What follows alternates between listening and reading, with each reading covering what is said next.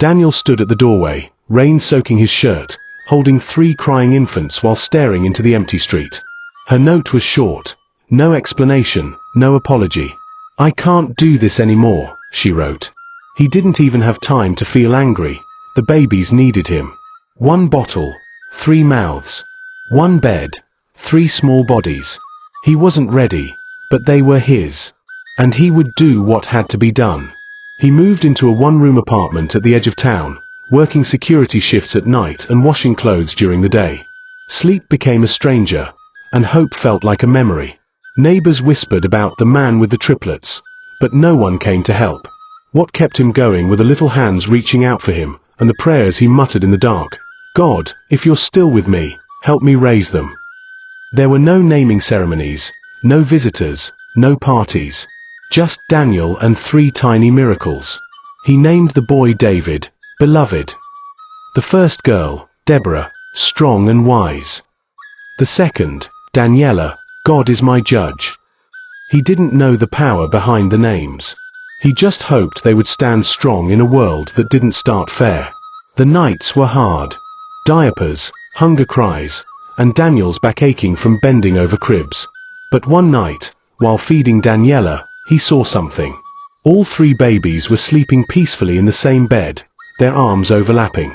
He felt peace wash over him like the morning sun. Maybe, just maybe, God hadn't forgotten him after all. Maybe destiny had walked out the door, only for purpose to be born in his arms. By their 2nd birthday, David was climbing everything, Deborah was already bossing her siblings, and Daniella had a way of calming them with her laughter. Daniel, though still exhausted, began to laugh again too. He found cheap books at garage sales and read them aloud every night, giving each character a funny voice. People started noticing them. The old woman across the street dropped off extra food sometimes. A teacher from church offered free early reading sessions.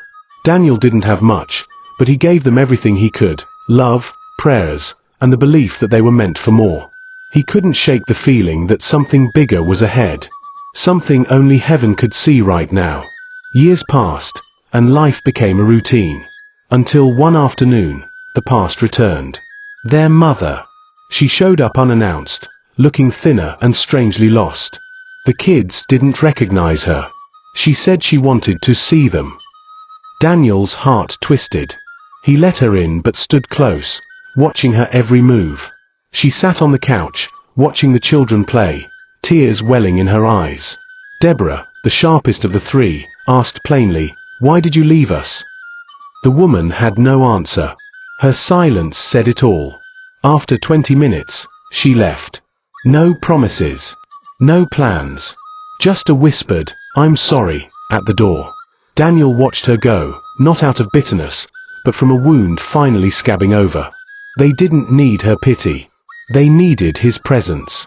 Daniel decided to pour himself deeper into his children. Every little moment mattered now. Homework at the kitchen table, Saturday park visits, even burnt toast on Sunday mornings. They were building something. David had a curious mind, always asking how things worked. Deborah kept everything in order, while Daniella loved music. One night, while Daniel scrubbed a toilet at work, his supervisor mentioned a community scholarship for gifted children. "It's rare, but if your kids qualify, it could change their future," he said. That night, Daniel didn't sleep. He stared at the application papers and prayed. His babies weren't average. He knew that. The world just hadn't seen them yet. But it would. Testing day came. Daniel walked them to the center holding their hands, dressed in clean but worn clothes. The other children had iPads and parents in suits. His 3 had nothing but each other, and a father who believed in them. 2 weeks later, the results arrived. All 3 had passed, with high recommendations. David for his logic and engineering interest. Deborah for leadership and critical thinking. Daniella for music and emotional intelligence. Daniel stared at the letter, tears on his face. For the first time, someone outside saw what he always knew. His children were born for more. Not despite their past, but because of it. The scholarship came with more than just tuition. It included uniforms, daily meals, and transportation. The kids were thrilled, and Daniel felt a little lighter. He started volunteering at the school too, fixing things around the campus for extra money. He became known as Papa D among the staff. Meanwhile, the kids bloomed. David built a model solar car. Deborah won the school debate contest. Daniella sang in front of a packed hall and brought many to tears. Their gifts made room for them, and Daniel quietly stood at the back of every event, clapping with a smile no one could erase. Success attracts whispers. Some parents questioned how a single father could raise such high-performing kids. Some whispered about their mother's absence. One day, Deborah came home in tears. Someone had called them abandoned children. Daniel sat them down that night and told them again, "You are not what she did. You are what God is doing." They hugged him tighter. That night, they prayed as a family, asking for strength and for kindness towards those who didn't understand. The world would always have something to say, but their hearts stayed grounded in love. At church one Sunday, Daniel met Mrs. Tade, a retired teacher. She offered to tutor the kids at no charge.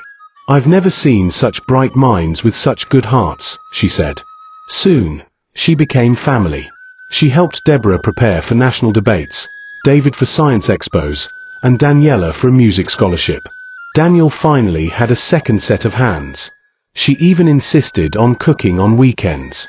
"You've done well, Daniel," she said often. For the first time in years, he didn't feel alone. God hadn't just answered his prayers, he sent people too. One evening, Daniel got a call. Their mother was in the hospital. A nurse said she had listed Daniel as her next of kin. After a long pause, he went. She looked frail, weaker than before.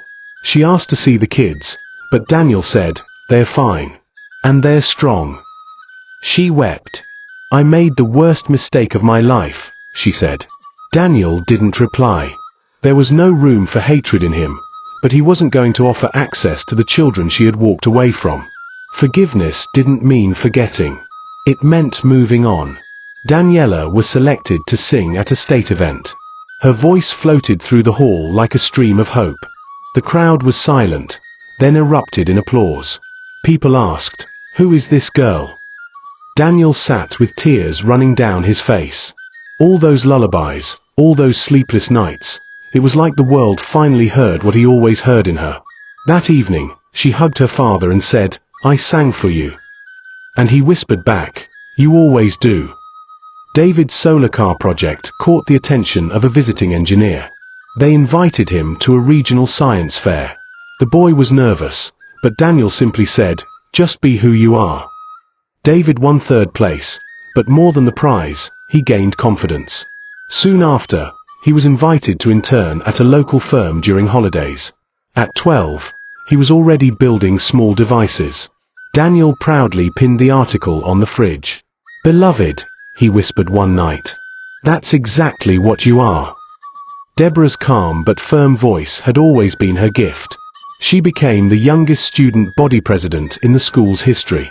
Her speech, about rising from broken places, went viral online. "We don't choose how we start," she said, "but we choose how we move forward." Daniel watched the clip on his old phone, rewinding it over and over. She was the one who had once asked, "Why did she leave us?" Now she was leading others to hope. His heart could barely hold the pride. Inspired by the triplets story, a group of local teachers started a foundation for children from broken homes. They named it the Daniel Grace Initiative. Daniel was shocked. He had never sought fame, just survival. They held a community dinner in his honor.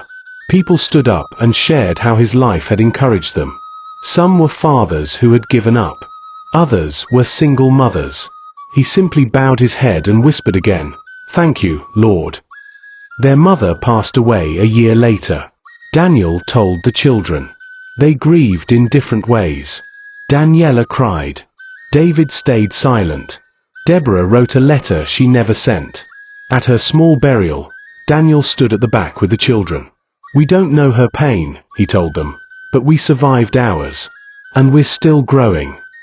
Forgiveness didn't remove the past. It gave the future a chance. Teenage years came fast. And so did big decisions. David got a scholarship to study robotics abroad. Deborah was offered admission into a top university for political science.